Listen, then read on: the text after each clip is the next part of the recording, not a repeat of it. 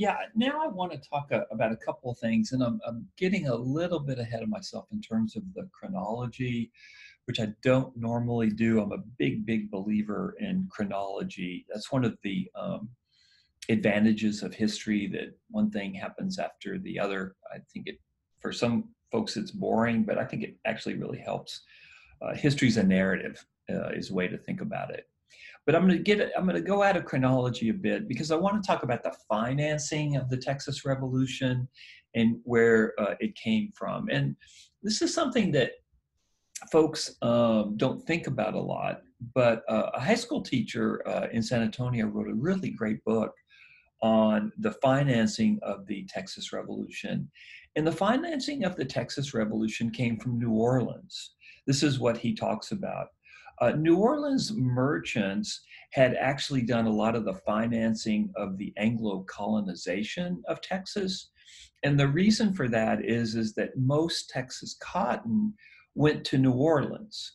And from New Orleans, it was then shipped to global markets, to England, to France, and also to the northeastern United States. So one of the ways to think about this is New Orleans was the banker of Texas, really, until the Civil War period, and then until the development of Galveston in the post-Civil War period. And that begins in the 1820s when Anglos are coming into Texas because they need cash, right? They need cash to come. They need cash for the move, for the supplies that they bring with them, for the seed. It just takes cash to make the kind of moves that these colonists were going to make. In New Orleans, banks and merchant houses, they're at the front and the center of lending these colonists money, obviously for interest, because they're making a lot of money on this as well. And then Texas is Texans and white Texans. Well, really, it's the slaves that are producing the cotton. But beginning in the 1820s, an increasing amount of cotton from Texas is being produced. It's being shipped to New Orleans. And again, New Orleans is getting a cut of that cotton dollar. So New Orleans plays a very significant role in the economic history of Texas during this time. And the same thing happens during the Texas Revolution. The U.S. had declared neutrality in the Texas Revolution, but New Orleans merchants completely ignored those declarations of neutrality. You had volunteers coming into Texas across the Sabine River from Louisiana. Supplies flowed into Texas from New Orleans through Louisiana into Texas, which of course infuriated the Mexican government, but there was nothing the Mexican government could do. Ultimately, the Texas government dispatched three emissaries to New Orleans, and they raised $1 million, which in today's money would be probably something like $75 million, from New Orleans to support the waging of the War of the Texas Revolution. It costs money to wage wars. You have to buy weapons and munitions. You have to feed and clothe the soldiers. Wars are expensive. They're very expensive. And so New Orleans was very supportive of the Texas Revolution. I think they were actually ideologically supportive of the Texas Revolution because the Texas revolutionaries were a lot like them. They were whites from the South, very much in favor of slavery. I think the merchants in New Orleans could really identify with the Texans. But even beyond that, New Orleans saw a chance to get a lot of money out of the Texas Revolution by lending money to the Texas revolutionaries at very high interest rates. The other thing is the Texas government offered generous bounties to anyone who served in the Texas Army. And the rebels offered to sell 300,000 acres of Texas farmland at rock bottom prices to those that would come in and join the Texas Army as well. One thing that Texas had was a lot of land to sell. or even to give away. And so what you have in New Orleans is this kind of frenzy of speculation. So the big picture here is that who was the banker? What was the banker of the Texas Revolution? The banker of the Texas Revolution was New Orleans.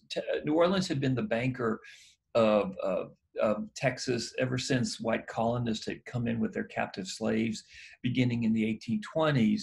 But it's also New Orleans that, for the most part, foots the bill at an interest, by the way. They're not just giving the Texans money. Now, the second thing I want to talk about, and I'm going to go a little bit out of chronological order here, is the situation of slavery during the Texas Revolution. What you have is that there's a delegation of Texans, the white Texans that come in. Well, actually, you do have some Tejanos involved with this. That they're starting to make the government for Texas during the Revolution. And one of the first things that they talk about is slavery. And what these folks want to do is they want to make Texas the most ironclad nation protecting slavery in all of the world. Okay, so they want to lock down slavery, the institution of slavery, as tightly as they can. So what happened is that this delegation, this government, this revolutionary government, it passes laws that says the future Texas Congress, that once the Texas Revolution is won, if it's won, that the Texas Congress that would be elected after the revolution, right, was stripped of any power to emancipate slaves or prevent the importation of enslaved people from the United States.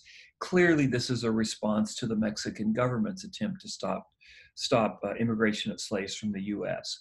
So what happened is this governing body, this revolutionary governing body during the revolution itself, was looking towards the future, and it was saying any Texas Congress will have no power, zero power, to stop the immigration of slaves from the United States into the Republic of Texas.